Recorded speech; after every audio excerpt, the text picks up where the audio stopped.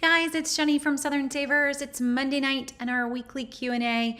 This week, we are going to talk about ways to make more money, mostly ways to make more money from home. That's our goal. Kind of thinking more to supplement your income here, not a new career. That would really be, a whole new Q&A on getting out and finding a job, right? That's not where we're going here. We're going with how do we make some extra money to supplement where we're maybe not covering things on bills, or we've got some extra bills that we know that are coming up. So how can we get ahead there? There are some ways that you can put extra cash in your pockets with a number of online options. So that's what I want to go through tonight. I have about 22 different things to give you. So we will go through the list that I have, but I would love to know if you've got kind of a side hustle. What is that side hustle? If you're willing to share, and how is it working for you? And when I mean side hustle, I mean you're doing something else full time. And maybe that's that you're a mom full time, but you are doing something on the side, truly part time, that's bringing income. That's what everyone wants to know. So if you've got that and it's working for you, I would love for you to share that in the comments and help folks out. But that's a lot of what I plan on going through tonight too. So a long list, and we'll get started with some of the older ones that are still around. So one easy way to make some side money, or really to look at it as a way to maybe pay back the things that you already need, is looking into mystery shopping. So I started this, almost 20 years ago now. You can mystery shop oil changes, banks, hotels. There's so many ways. I even mystery shopped at Kroger in the deli department. So many ways that you're going to head in, you're going to examine what they've asked you to examine, and then you're going to get paid once you turn in your report. Now, this again is not going to make you rich. It's not a full-time job, but it is good side money. Oil changes, for example, paid for the oil change, plus side money to submit the report. Well, I needed the oil change anyway, so pretty sweet to be able to turn around and get what we needed and make a little bit of money on the side. And when I say little bit, turning in that report is usually about $10. Now, it doesn't take long to do those reports either, but we're also not talking, hundreds of dollars here. So about $10 a report. So to give you guys some ideas, I was going to show you one in particular. This is a company that I still get emails from. I got this email just a couple of weeks ago looking for someone to do hotel audits in my area. I did not sign up for this because I live about 30 minutes from town. So to go in and do this 3 times a week is really not something I could do. But if you happen to live in my town, or you had this opportunity available in your town, pretty sweet if you are already passing these. So they're looking for someone who consistently could go 3 times a week to 2 different hotels, walk in, audit what's in the front of each hotel. They're saying it's going to take about 10 to 15 minutes, and they're going to pay you $60 a week. So side money there if you are already driving by. That's just the concept of how this works. Now, I will stick some of these links in for you, but I do have an older post. I went through and made sure all the links were still good today on how to make money mystery shopping, or how to get started. And really the reason to check out this post, I've got a number of the top programs with direct links to them. So for example, that hotel one right here was Bestmark. But Pinnacle Financial, that's a lot of bank mystery shops. You're going to go in, you're going to set up a new savings or checking account. They're not asking you to go get a mortgage or anything big, but you are going to open a new checking account or start the process. Those pay really well. They pay a couple $100 for your bank report in the end. So it could be some good side money depending on how many of these that you get involved with. A big thing really with any of these tips that I have for you guys, but mystery shopping in particular, as you start to hunt around online, you're going to find some websites that tell you, pay us, sign up, and we will give you our list. Never pay to join any of these programs. They're free. And really the whole rest of what I'm going to talk about tonight. So if you Google anything and someone tells you if you'll sign up for our program, we'll give you all the tips. We'll give you insight. Don't. We do not need to sign up for these. There are so many ways to get started online for free. They do not require that. So just so you understand that on the mystery shopping, and I'll go in and pull that up so I can share that link with you guys now. Forgot to have the comments up. Just takes a second, sorry. This is where my husband used to get on and help us with comments, but tonight he's playing mahjong with all of our girls, or they're trying to remember how to play mahjong. So it's been fun to watch them. Okay, so some other ways, and Lynn, I agree, this would be a really great way to build up a Christmas money stash. Super easy to do some simple mystery shops around town, and you're just slowly getting some extra money put aside. And a lot of these that we're gonna go through tonight would be great opportunities for just getting that Christmas fund fully funded way in advance, right? Or vacation or whatever it is that you might want. So mystery shopping is a good one. One that I was gonna throw out, it's not a good one necessarily for a ton of money, but they are still around. Those are the online surveys. They've always paid in points. You're gonna turn around and redeem those points for gift cards or other rewards. They are still there. So if you're looking at, hey, I'm spending time on the computer, I'm sitting here on the couch, I wanna do something, it is still an option. There are fewer of them, but they are still out there. So you can Google online survey sites and get signed up. I would really Google reviews for them first, because there are a bunch that kind of just send you spam and don't necessarily send you surveys. So this one I'm leaving on the list, but I wouldn't put it at the top of my list if I was trying to put away some considerable money. They do not pay in cash. Most of them, they pay in points, and then you have to redeem those points. So just adds an extra step, but it is there. So I didn't want to leave them off. Now, one way that I do love, and we've personally used this years ago when we redesigned the site, is that you can actually get paid to be a website tester. So maybe you've never considered this, but if you like to mess around on websites, there are people who are designing sites and they want to know that they're designing them well. They want to know that the site and the flow of the site makes sense, that you can find the things that they're telling you to find. So they're going to give you a list of questions, a list of things to try out, see if you can find that, see if it works for you on their site, and you get paid to do that. So this is being a UX tester, which is a user experience. That's what UX stands for. And you get paid to do that test. They're always looking for more people to do these as well. And these pay mostly starting in the $20 range. It just depends on how long the test is. Some of them are $10 if they're just wanting you to maybe try to do 5 things. It's pretty fast. You're gonna record your screen a lot of times so they can see your thought process. Sometimes they want to even record your screen and you, so they can see if you're like, I have no clue what I'm doing. They can see that. They don't want you to be lost. The goal is that they're making websites that are simple and easy, right? So you're helping them to discover whether or not that is working. This is another easy one. You're sitting on the couch, you're hanging out with family, and you can be doing some website testing on the side. So I will stick that in there too.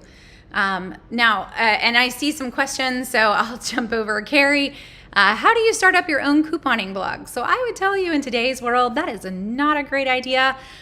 We've got a lot of folks that have joined in the TikTok world, but most of our social media side, if your goal is to become a social media influencer, that is constantly changing, and even the payouts constantly change. So, if you're just curious, since we do video and you see me on social media, I do get paid by Facebook. Would you like to know how much I made last month? $5. Yeah. And we have 300,000 fans on Facebook. So this isn't big money, but I did technically get a check from Facebook. So it just depends. How much time do you want to put into it? Are there folks that make a ton from Facebook? Yes. But I don't know that I would put all my effort into becoming a overnight TikTok sensation. I'd probably just work on little smaller things that don't require quite as much effort for potentially zero payout. But you go that route. And in terms of the Southern Savers side, Southern Savers is almost 18. What I started was never a plan to be what it is today, but you could try. Can you make money with Canva? So Charlotte, there's a lot of folks that sell courses on how to make money with Canva. And a lot of the concept behind that is that you're gonna head over to Canva, you're gonna brainstorm things that you think people would buy, and then you're gonna make those files. So maybe you're gonna make a meal planning guide and it's a printout and someone's gonna pay you to buy that file. The hard part in today's world is that so much of those types of documents are really all over the web for free already. So if you're going to do that, yes, you can make money. I don't want to say no there, but whatever you're going to design needs to be really unique and something that brings value to somebody's life. And that's really the goal with any new product, right? What value does it bring to somebody? So if you've got some products that you think you could do that with, you have some ideas of what you could design, yes, there is always the possibility to design those things and then turn around and sell them. Is it going to be as easy as some of the ads that you will see on social media? No, it's not, because you need to be able to get that in front of people, right? You need to have a way to market it, to put it in front of the people that are actually going to buy the product. And that right there is the tricky part. You got to dream it up, but then you got to market it and make it findable so that people will buy it. If that's not your niche, if you were going to enter that just as an ability as to make money, I would really point you to try to do something that is your niche, something that you enjoy and that you understand, versus trying to learn something completely new to do that. Exactly, Carrie, exactly. A little greedy. Okay, so to dig through some other things, we've hit doing mystery shopping and becoming a UX tester. These are just maybe some things you hadn't thought of, but they can be fun too. One that I wanted to throw out as well is that there's still a great opportunity for teaching online. Now, we used to have something almost 10 years ago where you could teach English to Chinese students and they would really accept anyone. Now that has been closed for years. China closed that door a long time ago. But what I would say is after COVID, we have so many online schools in America now that the opportunity to just teach Americans is huge. My own children, we've been doing online school really long before COVID. But even the school that they're with is always sending out every year, hey, we're looking for new teachers.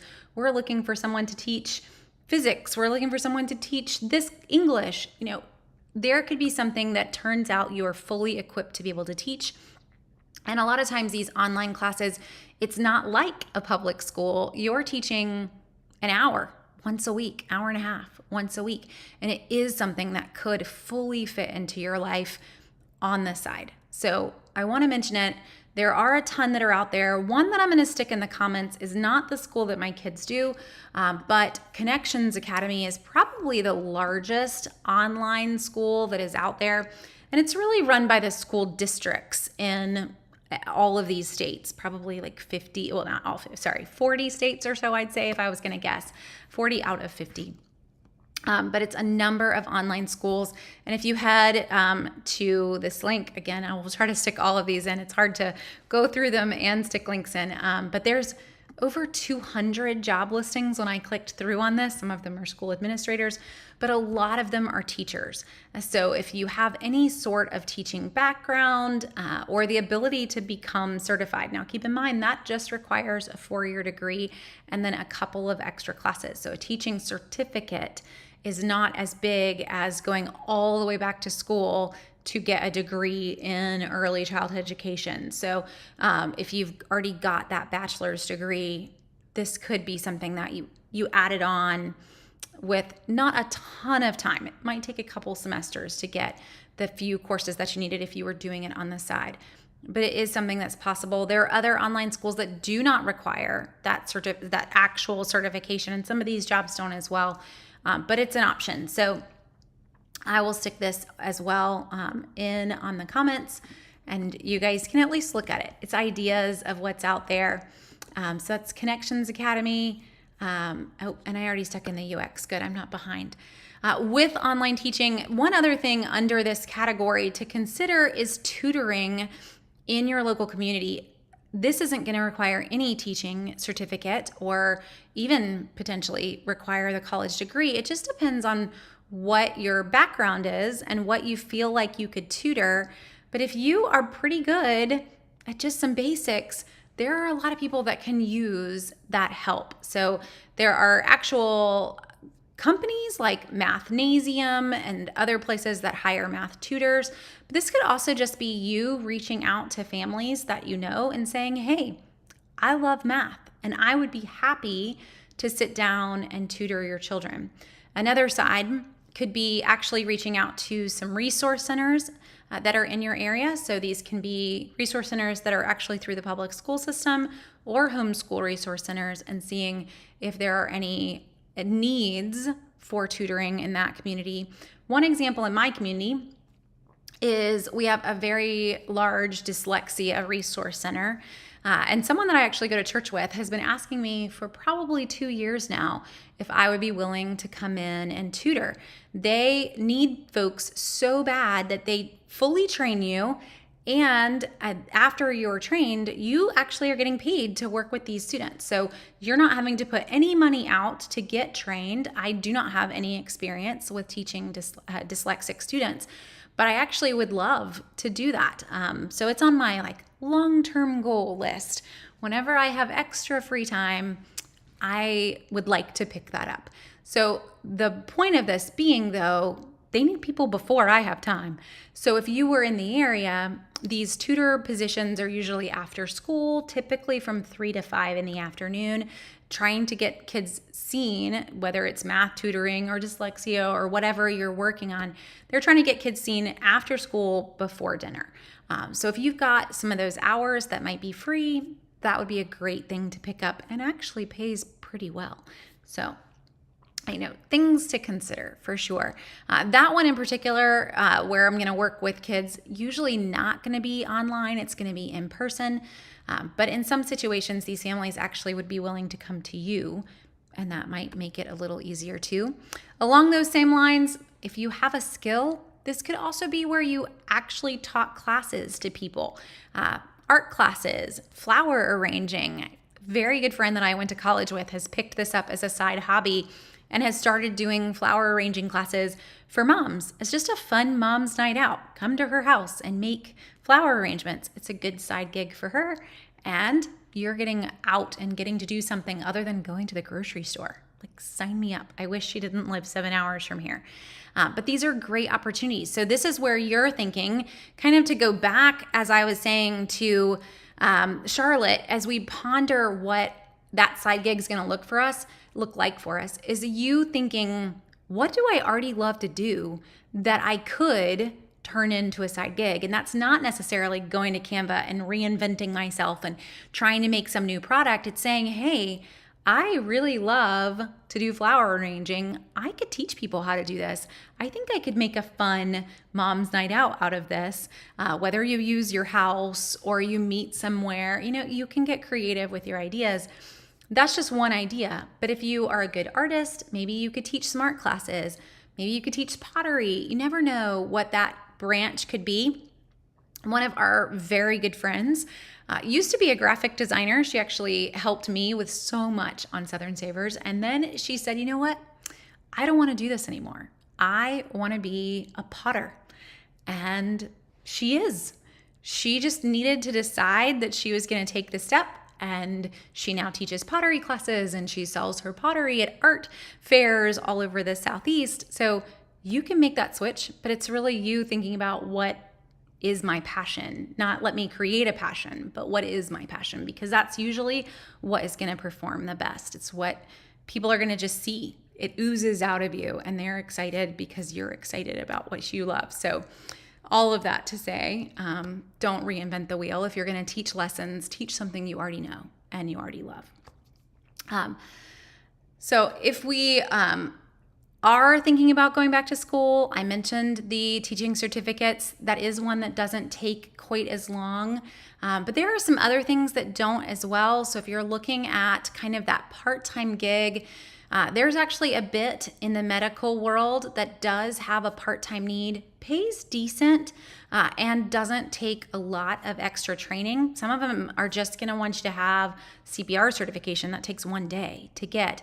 But looking at being like a caregiver or a sitter, there are even sitters that are needed in nursing homes. Nursing homes don't have that one-on-one patient care, and maybe this patient needs one-on-one. The family a lot of times is stepping up and paying for a sitter to sit with their loved one. But we're seeing more and more of that. I've actually told my husband, I have so many things. I'm like, we could do this. But long term, I actually think there's going to be a huge need. I think it already exists for people that are just patient advocates. You don't need any sort of degree to do this. You literally take people to their doctor's appointments. You sit in with the doctor, helping them to make sure that the doctor knows what the last doctor said. They know what medications they're on. We know that we are catching everything because in today's world, people are not looking at all of you. They're just looking at little pinpricks of you, right? We have a heart doctor and we have a kidney doctor. And the older we get, the more doctors we acquire.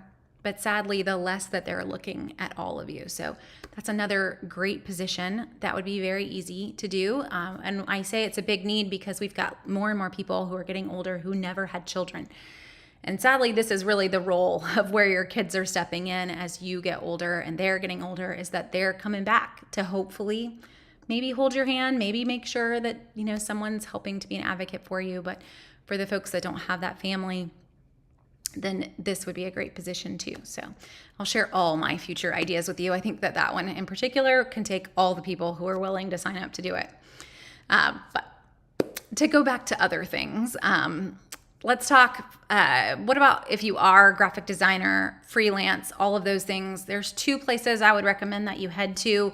Upwork and Fiverr are the top 2. So with Fiverr, you're going to literally head over to the site. You can post anything that you're willing to do. You put a price on what you're willing to do that item for, and then people can hire you to do it. The same with Upwork. Upwork is more that you're even going to go in and say, this is what I do. You're not going to necessarily set a price, but people are going to come here to find that person. I need someone to design a new app, or I need someone to make me some customized logos. This is where Upwork can come in. And if you have those abilities, maybe you've done a little bit of work on the side, then you can post the examples that you've done. And then this is a way that people can find you, versus just starting a website and hoping that people find it. That isn't how SEO works these days. This is a really great resource to just put yourself out there and help people find you easier. So if you've already got those technical skills, that is where Upwork and Fiverr come in. And let me stick those links in now before I forget to. But for folks that are not technical, I probably wouldn't head here. It really is going to be in the graphic design, the web design kind of world. That's the gist for Fiverr, or for Fiverr and for Upwork. Just so you know what you're looking at when you get on those sites. Don't waste your time if that's not your department at all. You will also find on Fiverr and Upwork some freelance writing opportunities. If you're interested in freelance writing, though, there's other ways to get out there and build a portfolio. But that can be a good start if you wanted to, just taking some gigs that are on those sites, building whatever it is that people are asking you to do. It might just be some general website copy. So, hey, write us an article about this item so that we can put it on our website. They don't pay a ton, but it doesn't take you long to do it. The gist that they're wanting is that it wasn't AI, because it's very easy to tell what is AI and what is not. So you do actually need to write it. Don't use AI on that one. But it can be an easy one to make some simple money. Let's see. Carrie, I agree. If you wanted to teach it, you totally could. Carrie's saying, I could teach budgeting 101 or tutor budgeting 101, but you could definitely try. And there's a lot of people who could use that. I actually think one aspect that a lot of us could do, the longer that you've been focused on saving money and couponing, is coming in, maybe starting with your friends and your family and saying, hey, I'd be happy to look at your budget and tell you ways that you could cut it. Now, keep in mind, these folks usually don't have extra money, but if you're helping them save money, maybe they tell friends, and then you really did start kind of a side gig of sitting down and being that like personal life coach, basically, but on the finance side. So there could be a market there if you've got those skills, if you enjoy helping people look at their finances. The hard part, I was discussing this with my high schooler tonight, and her side gigs is when you give people advice and then they don't take it.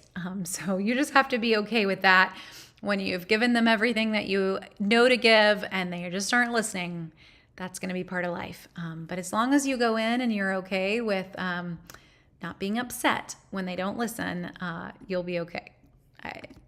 Just shrug it off. Okay, let's talk more artsy here. If you are a photographer, there's great opportunities to actually still sell photos online. Now, some of this has also gotten a little less lucrative as we've had Canva and a number of places come up with open libraries. So if I pay for Canva, I actually get all of Canva's photos. That's an open library. I'm not having to pay for those photographs anymore. I can use any of them that I want to with my paid account. Because that exists, it does make the payment for like stock photography a little less than it used to be, but it is still there. It's still an option. One of the biggest ones is Shutterstock. So you can actually still go to Shutterstock. You can still submit your work here and get started and see if anyone will buy it. It doesn't actually take you anything to get your photos out there. You just create an account, join, and upload your photos. What I would recommend is that you, before you do this, before you spend time just sticking photos on a website, right? No one wants my picture of shampoo. It's really to sit there and look at what kind of things are already there, and can I put something similar, something better out, and also to think ahead. So marketing in general is usually done 3 months in advance. So it's August. This means that P&G and our big marketing departments, they're working on their Thanksgiving copy right now. So if I'm going to put photographs out for someone to buy, or even graphic images, maybe I'm just designing something, I want to be designing maybe even 4 to 5 months out so that my product is already there and waiting before they're even looking for it, right?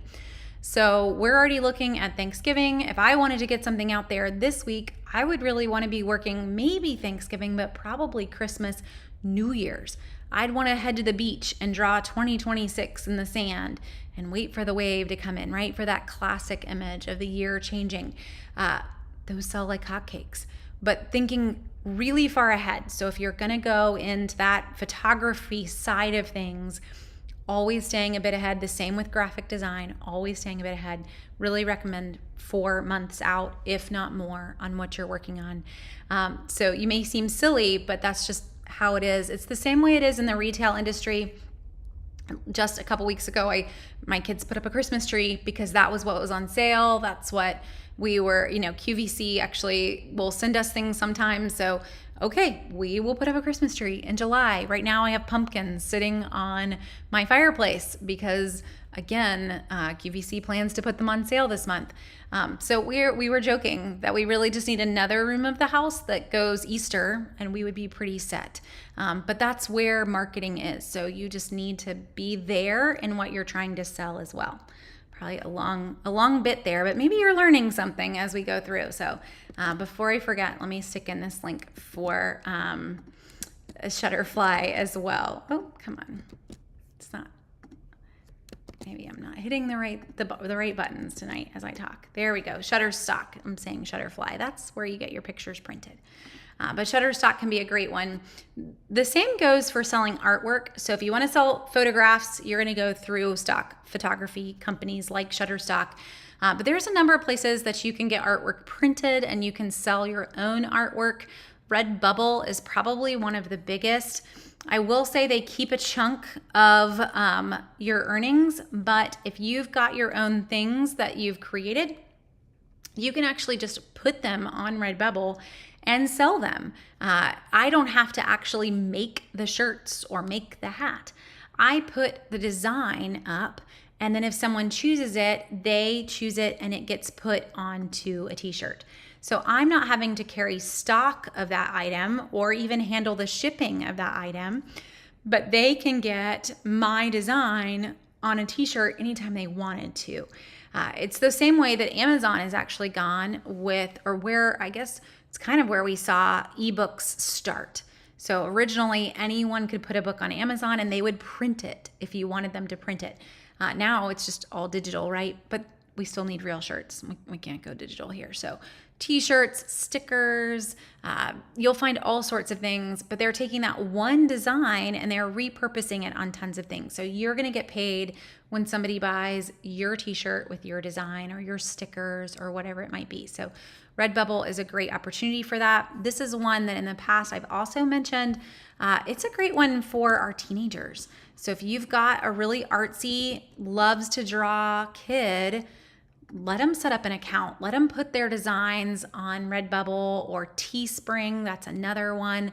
And see what they sell. There's really nothing in terms of a cost to get started there. So it could be a great opportunity for them. And then they're pretty psyched when somebody buys their shirt. Now, this program does exist as well on Amazon. It's called Amazon Merch. So you could look around. It's not just Redbubble that is out there, but in general, you're wanting to look for that. That's your buzzword is merch. You're trying to get into that. It's MERCH, that you want to get into the merch industry with your own designs, and you'll find other platforms for it as well. One thing I would hesitate here. So the concept, just to show you this again, this is different from Etsy. So if we're thinking like, oh, I could just sell my own products, that's not what this is. You're not making the shirt.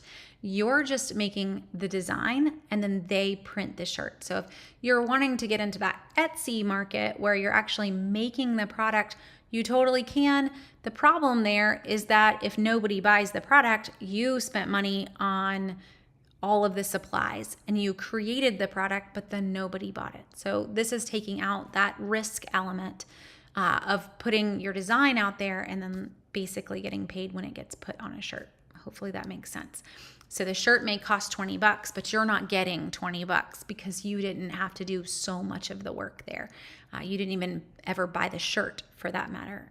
Hopefully I'm making that clear. I think that's a hard part when people look at Redbubble is they're like, wait a second, I only got paid a couple bucks for this. But remember, you just had to put up the graphic design. You didn't have to do any other work for it. So it is a pretty good way to sell and make some easy money there. One that is still around and still a huge way to make money is pet sitting. You can start that through Rover if you wanted. Rover is still around, so rover.com. And with pet sitting, you create an account. Rover is also where you can find a pet sitter. But you can create an account with Rover and people can find you and hire you to walk their dog, or you can find a dog, a sitter for yourself as well, if that's what you're trying to do. But this can be a great way to get started. I will say my sister-in-law in Atlanta started this way, really created her own clients who don't book her through Rover. They just book her directly, but this was how she got started. So if that's the case, you only know so many people, right? But it can be incredibly lucrative. The hard part, if it's super lucrative in your area, is you may never travel on the holidays again. And that is the case with us. We never get to see Aunt Caroline because for her, it's incredibly lucrative to dog sit over Christmas and Thanksgiving and other types of holidays. So just keep that in mind. But if you have that flexibility, if you're available to move into somebody's house or to be there as they need you, it could be some easy money doing pet sitting around town. And Rover can be a great place to get started there. And Wendy, I'll jump to yours. So Wendy says, I've done research studies for a dermatologist. That is a great opportunity. I was actually going to mention just heading to like clinical trials. Clinicaltrials.gov is a great, it's literally every clinical trial that is currently running. The US government does not approve or review the safety of any of them. So just know that. But there are some that are actually paying. So if you can be part of these studies, you do actually get some money to be part of them. And you never know what is out there. They could be something that you're actually struggling with, but it could also be something where they're just needing some just general population to be part of a study, to try out a new vitamin, to whatever it might be. So you can see what's there with clinicaltrials.gov. You can also ask folks in town, doctors in town. There's another one called Power Trials that you can plug into. But yes, this can be a very easy chunk of change in terms of seeing what's available, seeing what you're already struggling with, and then they're actually paying you to do that. And in a way, you're helping. That's how I would look at it. So you are getting a little bit of money, but you're really helping folks out in the end. My mom got to be part of a study that was at Duke. I guess we went up there earlier this spring that was specifically for people who had strokes, where she had a stroke. She was excited to be able to help that study, but she did get paid. So she got $100. She ended up giving it all to me, which was very sweet because I drove her all the way up there and I drove her all the way home, but she didn't have to do that. But just saying that it's there. And a lot of these studies do pay a little bit. If you lived right near Duke, that would be right in your backyard and would be probably an opportunity for a number of studies. So for folks that are near a larger research center, you're going to have more opportunities than folks in tiny towns on that one. So just keep that in mind. And Charlotte says she has a niece that makes $50 a day to pet sit one pet. Right? That's good money. I highly recommend it. And I have a teenager that also is like, I can pet sit to all the neighbors. She learned pretty quick that it is also an easy way. It doesn't take very long and it usually pays pretty well. And Christy, it's the first time you've seen me live, and I'm glad that you caught it. I don't know that they send notifications anymore. If you follow on YouTube, YouTube does still send notifications, but we're typically here every Monday night at 8:30. So it could also just be just remembering that we're back. I did take like a year and a half off there. But we are mostly here. As I say that, I'm not going to be here for the next 2 weeks, sadly. But we're mostly here every Monday night now. So I'm glad that you could make it. Let's see. So let me jump back to my list. That one, my clinical trials was really at the bottom. I do want to hit 3 that can make a chunk of money. One is just renting out extra rooms or space that you may have. So this can be on the Airbnb or the VRBO side. It can even be that you just put something out there amongst friends for bringing in a roommate. Now, that's a big ask, and that's whether or not you're really comfortable with somebody moving into your space. But if you've got the extra space, it is something to consider. There's even folks, just going to throw this out there, if you live in a college town, there are folks that legitimately make money just giving up a chunk of their garage during the summer because college kids need places to store things. This is why storage facility places are so huge right now. Everyone's got so much stuff and they're willing to throw it into a storage facility thinking I'll deal with it next month, but they never deal with it next month. They just keep the rental, right? That's why these are just growing and growing and growing. You can legitimately do that in your own garage. So if you know some folks and you're like, hey, do you want to store some stuff in the garage? You know what? Pay me $50 for the summer and you can have this corner. Get creative. There's always ways that you can make a little bit of money and you're helping somebody out in the end too. So it doesn't have to be that somebody moves in with you. It can legitimately be that you're storing things. But this is also a way that you can make some side money with other things. So if you have a camper that is just sitting there, maybe you just don't camp anymore, you can actually put your camper on RV share and you've basically created your own Airbnb for your camper. Now, we're not huge fans of other people driving our camper around. Our camper's really big and really old. It's older than most of our kids. So if we were to do that, my husband and I were already discussing it, we would probably say, you know what? We will go set it up for you at any of these campgrounds in this radius, and you can just come camp there. But I don't really know that I want you driving it. But there are plenty of people who do let you drive it. So it's a great way to save on a camper, but it's also a great way to make some money on the side. If you already have the camper, it's helping to cover some of the costs of that camper. Because if you've got a camper, you're probably paying some insurance on it every single month, even if it's just sitting in the yard, and that starts to hurt. So finding a way to make some of that back is always helpful. So Airbnb, VRBO, RV share, those are all great opportunities for a little side money. And just to put something out there too with these, this does not have to be all the time. Maybe this is, hey, I live 10 blocks from a large university and I'm cool. I can put a huge fee on there for damages, but I'm cool with renting out my house on big weekends that have to do with that university. Graduation, move-in weekend, when parents might want somewhere to stay. Believe me, we have stayed in a number of VRBOs around the college that our twins are going to. So you can make some good money even on just specific weekends. You don't need to always have the house available. You disappear. Go visit your family. Go visit your sister, whatever it might be, right? And you make the house available just on those big weekends and make some side money.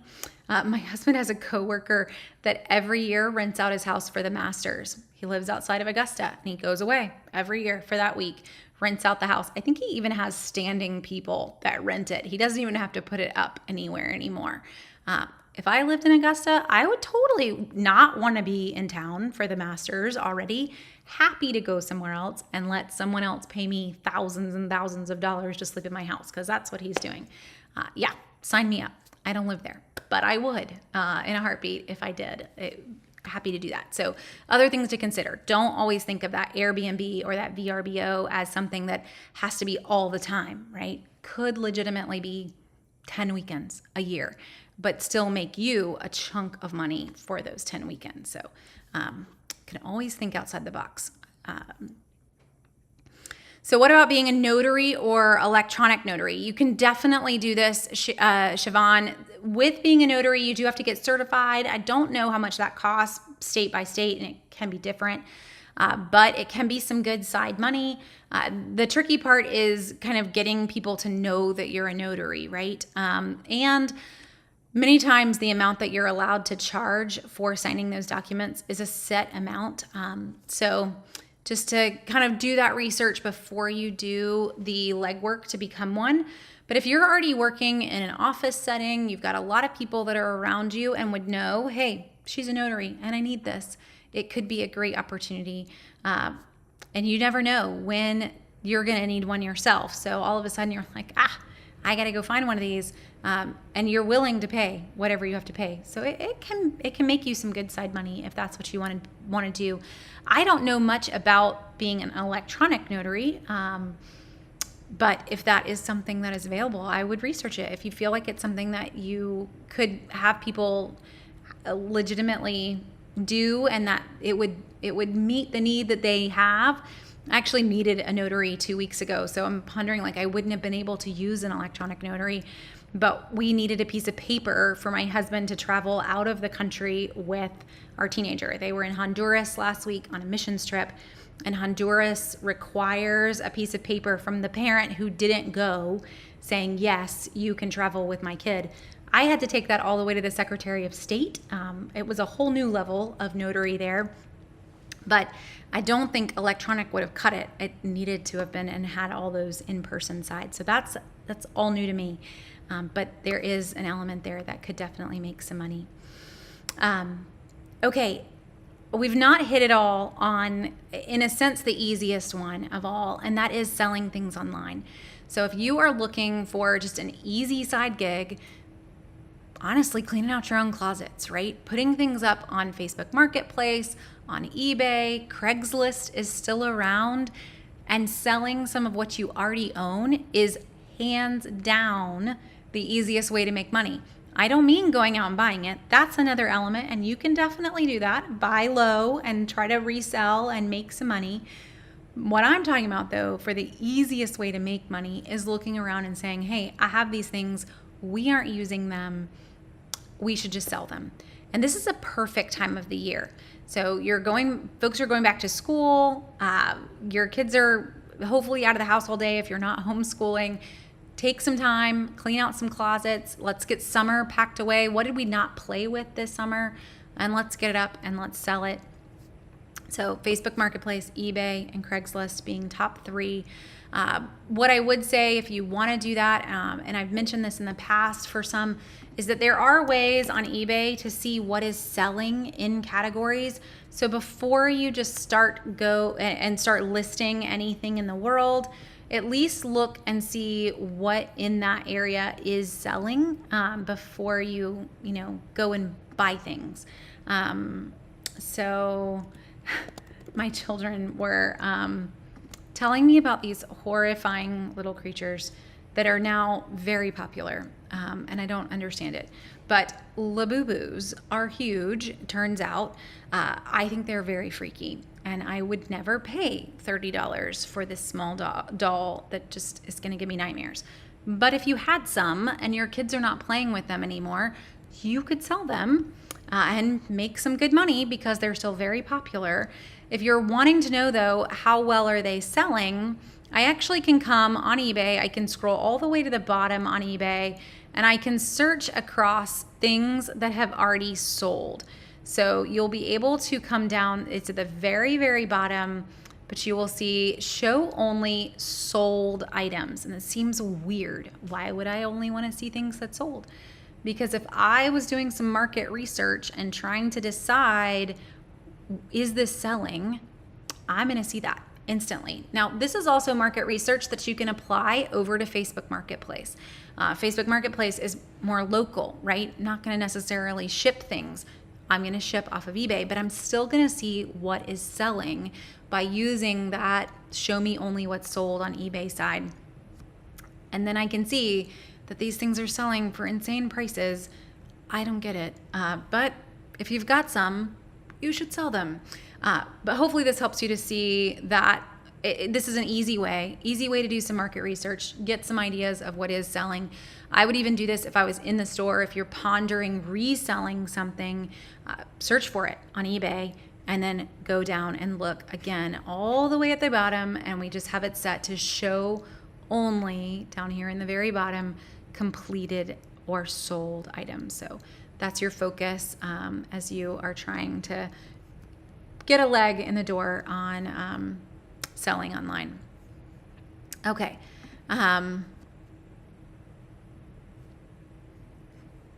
Let's see.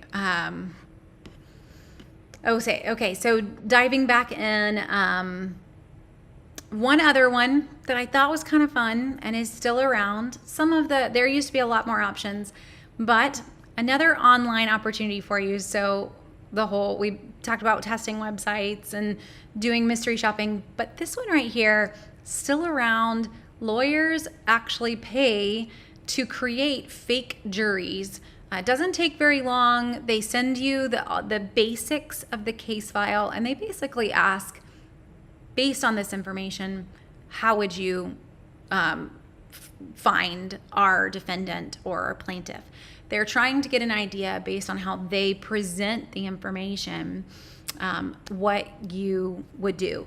It doesn't pay a ton. It pays about $10 a case, but you can pop over here. This is ejury.com, and you can sign up to be a juror. And there are law firms across the country that are always popping on, getting a pool of random people to give them feedback on whatever it might be.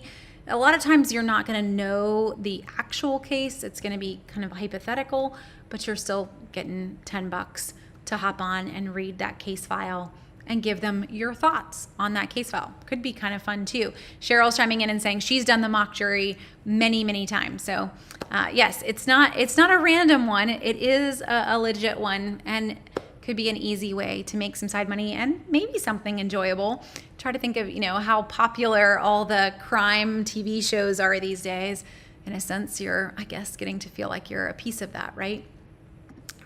I could see my husband maybe enjoying that one too.